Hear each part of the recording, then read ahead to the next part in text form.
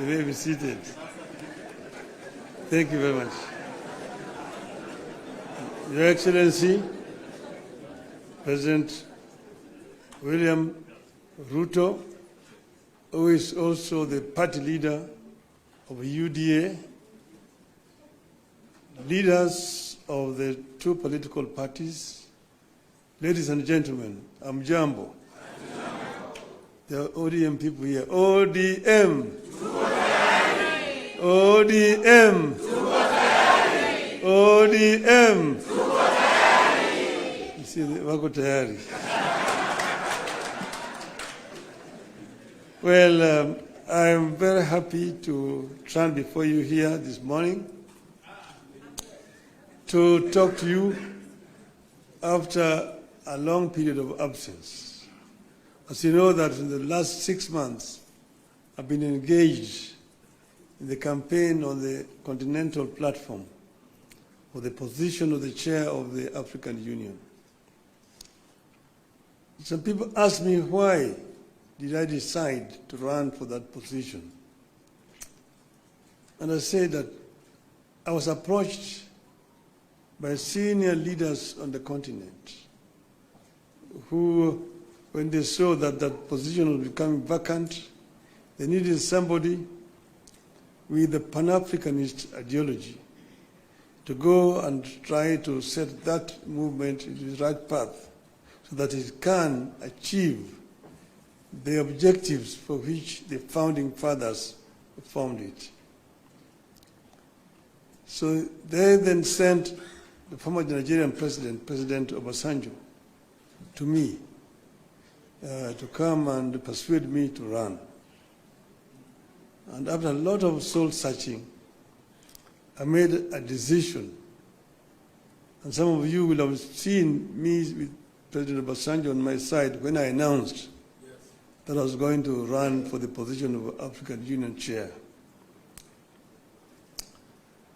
I did not expect to be supported by the Kenya government. But out of blues, President Ruto announced that he will support my candidature. I thought this is a better way to get rid of him. Good riddance. I would say that in respect of the motives, he actually was genuine because he followed that announcement by giving full support to my candidature. As you know, you cannot run for the chair of African Union without being sponsored by your home government. You cannot just sit somewhere there and say, Mimi ni Professor Kithure Kindiki, I want to be a chairman of African Union. You will not even be seen. Your name must be presented by a government official through the embassy of Kenya in Addis Ababa. And this they did. And not only that, they put also the machinery behind my campaign. And Mr. President Ruto himself called various presidents and made appointments for me and also persuaded them to support my candidature. He himself invited a president from East Africa here in Nairobi to basically adopt me as a candidate for the Eastern region. And this they did. So Kenyan ambassadors in all those foreign countries were also informed and that they would support my candidature. And whenever I went to, they received me at the airport, took me to the hotels, and also took me to meet with the president. I was able to meet more than 40 presidents on the continent. And I traveled Africa from east to west, south to north, like never before. As you know that I have been the high representative of the AU on issues of infrastructure. So I'm not actually strange to these issues, to the continent. But it gave me a better opportunity to now understand problems facing many African countries firsthand from the leadership of the continent. Let's know that our continent has suffered seriously from innovations from outside.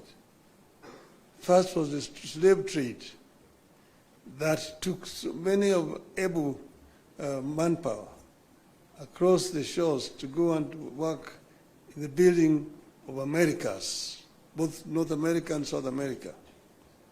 Some were taken to Arabia, some were incarcerated there and died there.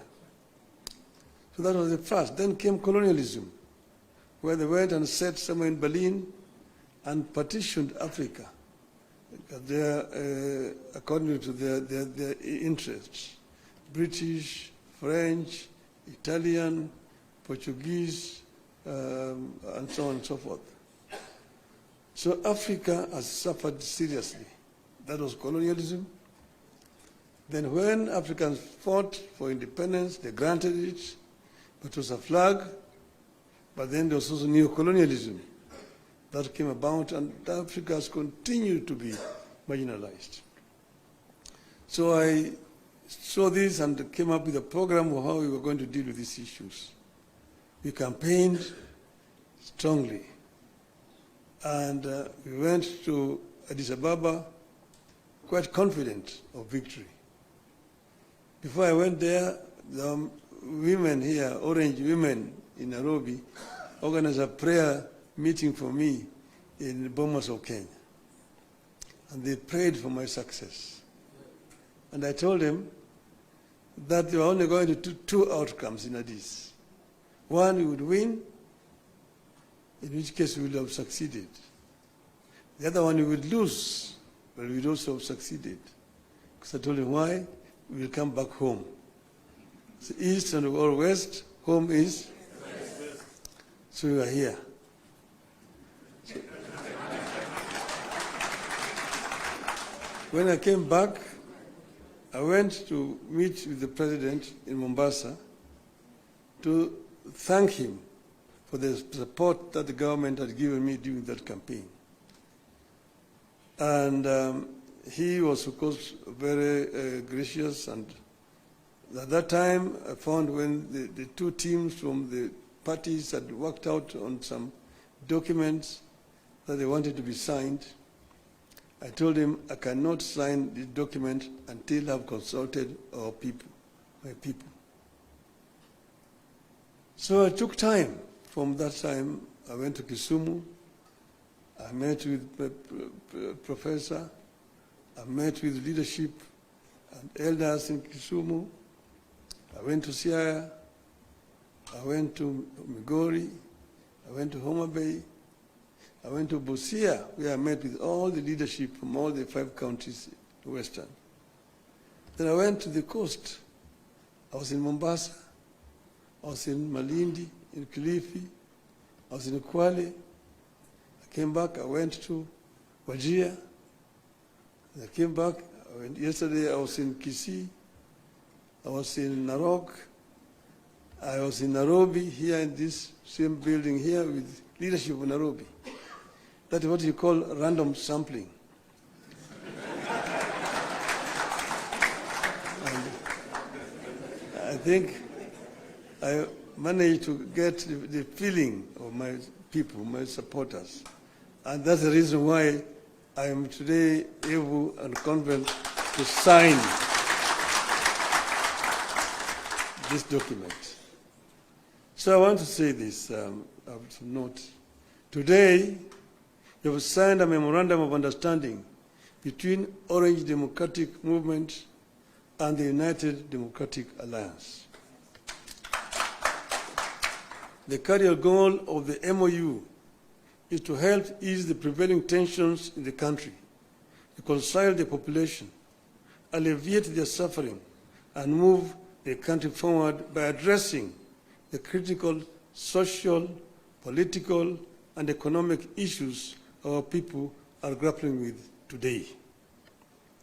As leaders of the largest political parties in the country, we arrived at the understanding that in a time of significant changes and challenges to our nation, it is not enough to merely grandstand or stand aside and criticize, easy as those may be. They say any madman can kick down a barn, but it takes a good carpenter to build one. We have agreed to help build a barn for our country, rather than merely kick down what we have. We have agreed to use our parties as a broad platform, bringing together various voices, opinions, and concerns to address the critical challenges facing the country through a formation that is truly national and inclusive in outlook. A core problem we agreed to prioritize is youth unemployment and resulting hopelessness that has made them easy fodder in political contests in which there is nothing tangible for them. In this MOU, we agree to embark on steps to realign the country's economic, social, and political priorities to address the youth agenda that has progressively fallen behind in the last 62 years of our independence. Through this MOU, we commit to uphold the Constitution, the rule of law, and respect for human rights. Importantly, we pledge to tackle unemployment, cost of living, crippling poverty, inequality, and failure of the institutions that have been eroded by inefficiency and corruption over the decades, making them unable to deliver to Kenyans. We seek a more equitable country in which all peoples of all backgrounds are included in the enjoyment of socio-economic benefits and are equal members of one indivisible nation. All Kenyans must feel that they belong here by right, and the right to access, without any form of discrimination, whatever Kenya has to offer. We commit to protect and to strengthen devolution as a machinery for ensuring a more inclusive development across the country. In this regard, we will be tabling a proposal that the unbundling of functions that has been recently concluded, counties should get not less than 450 billion shillings in the 2025-2026 financial year. We will also seek the faithful flow of funds to political parties, being vehicles for the channeling of hopes and aspirations of the people. We will use this platform to revisit the constitutional provisions on leadership and integrity, corruption in public life, fundamental freedoms like free speech, protest and assembly, and preservation of the rule of law. We recognize that many of the issues this country is struggling with are as old as the country itself. It will take mutual trust between leaders and the creation of a conducive environment for them to be tackled with honesty and objectivity in a broadly constituted formation. As leaders of and our parties, we commit to hold regular consultations on pressing issues, exchange expertise and information on the best practices in the governance of the Republic of Kenya, and facilitate and participate in public activities of interest to the people of Kenya that relate to their problems. We make it clear that the memorandum we have signed today does not define the formation of a political coalition between ODM and UDA. However, its successful implementation could inform the basis of steps toward the establishment of a broadly constitutive and progressive for a stable country in future. We urge all Kenyans who are interested in having a stable, inclusive, and progressive country, devoid of grandstanding and alienation of whole communities and regions, to rally behind this formation in the interest of our nation. God bless Kenya. Thank you.